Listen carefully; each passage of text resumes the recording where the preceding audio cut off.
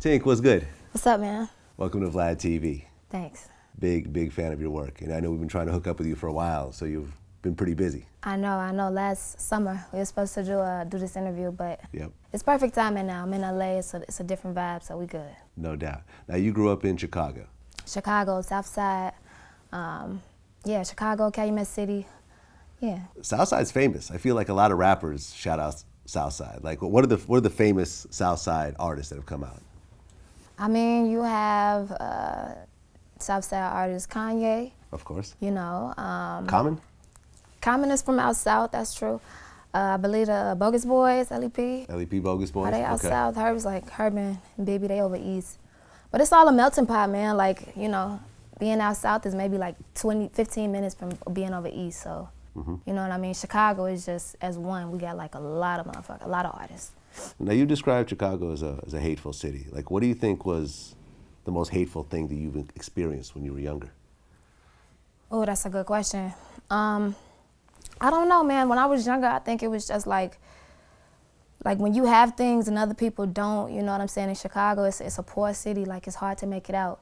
So out back, people are always, you know, just feeling away when you come up, you know? And for me, I caught it early, like, you know, when I was pushing my music in 2012, you know, very early on, it was hard because, you know, people don't fuck with you until you prove yourself. It's so many cliques and so many sides and different groups and shit like that. You really have to like hold your weight, you know what I'm saying?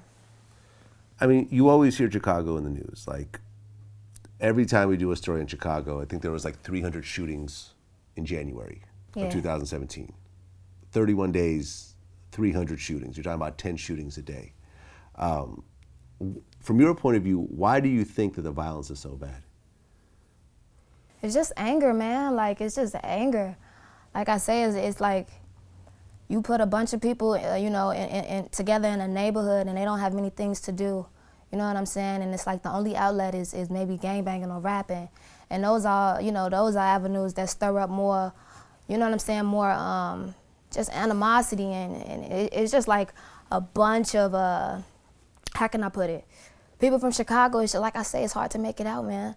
So, and on top of that, it's like a million different gangs in Chicago now, and it's like no structure being thrown into anything. So, in my opinion, I just think it's the young people. The generation now is just, like I say, people born in '95 are maybe 2018 now. So, it's just a new generation.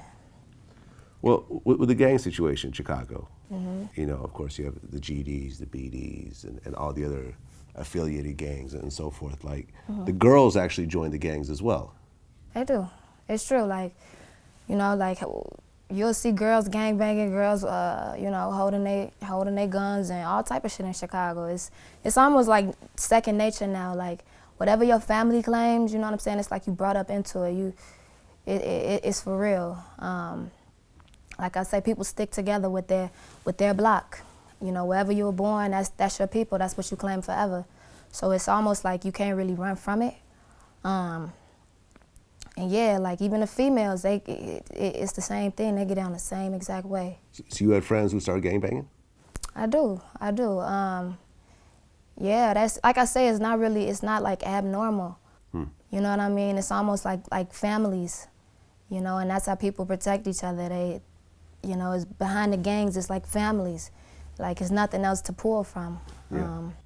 Now, was this something that they ever try to pull you into, or did you always kind of separate yourself from? Yeah, people try to pull you into that type of shit all the time, especially in Chicago. Like, well, you know, whatever guy you're dating, you know what I mean? Like, right. You never want to like rub them the wrong way because the shit is for real. Yeah.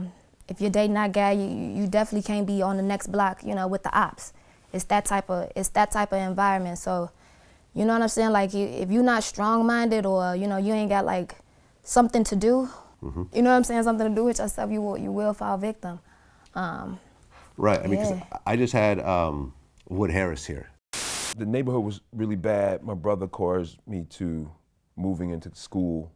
I went and visited his school for a weekend, and I was like, okay, well, if I don't get out this neighborhood, I'm probably not gonna be all right. You know, it ain't too many choices.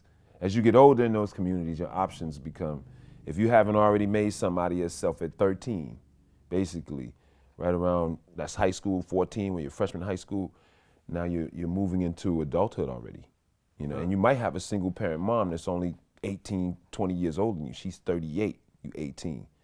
You going, bro, it's time to go home. It's time to leave and get your lifestyle. So when you become a teenager, when I was growing up, 15, 16, 17, I started feeling like I needed to be able to get out. Yeah, that's how you feel. Shit started hitting real close. Like, man, shit happens every day. It's like I don't have like an exact story, but you can literally lose your big brother, you know, by tomorrow. It's that type of It's that type of environment, man. Like I try to tell people, like I'll be honest, people are always interested about Chicago because of the violence, and I'm always trying to explain to them like it's not nothing to play with, you know, like that's real life for some people. So, you know, it's just nothing to just joke around about. How do you feel about Trump threatening to send in the federal troops to fix the problem? I mean, what? Like, Trump be full of shit. He talks. That's all he does. You know what I'm saying? Like, I mean, you know, like Chicago ain't going for that shit though. I wouldn't address the problem that way. You know, it's other avenues that can help the city besides, you know what I'm saying, just throwing in people that's going, you know, don't give a fuck about us, that only want one thing, just to lock everybody up. You know, you're not gonna solve anything. It's other generations coming, you know, that's just gonna have to continue for years. You know, you're not really solving a problem. That's kind of like driving more anger. You know what I mean? I feel you. Yeah. I feel you. So you started off originally singing, not rapping. I did. I was a singer first. Okay. In church? In church. Yeah, that's crazy. My church on 47th, King Drive, Mount Pisgah. Yeah, that was my gateway. Like, my mom's a singer, my family sings, my dad played piano. It was just so like. When you say your mom was a singer, did she gospel. record? Okay, did she ever record or? She did. When I was a kid, she would have her and her group. They were gospel singers. They would come in the basement and record with my dad. Nice. So the whole family like loves music and shit like that. Okay. So you grew up watching all this happen around you. Watching all of it. They would write their songs in the kitchen. You know what I'm saying? Everything. Practice their parts, record it, and then I was singing in the choir at church. So every other day I was rehearsing myself. And yeah, that's kind of just how I fell into recording and making my own music. Just watching them around the house. My dad had the studio. He would make a little extra bread recording. You know, he'd have different artists come in, and I see rappers. Okay, R&B so artists would be coming to your house. Yeah, like to in the record basement. their mixtapes and stuff like that. Yeah, we put a studio in the corner. My dad did, and that's how he made a little extra bread on the side, being engineering. And so yeah, I've seen like. I'm maybe like 7 years old running down the steps up and down just so I can watch and, you know, catch the moment, people in the studio. It was really cool. That's what made me want to do it, like watching that shit happen. It's dope.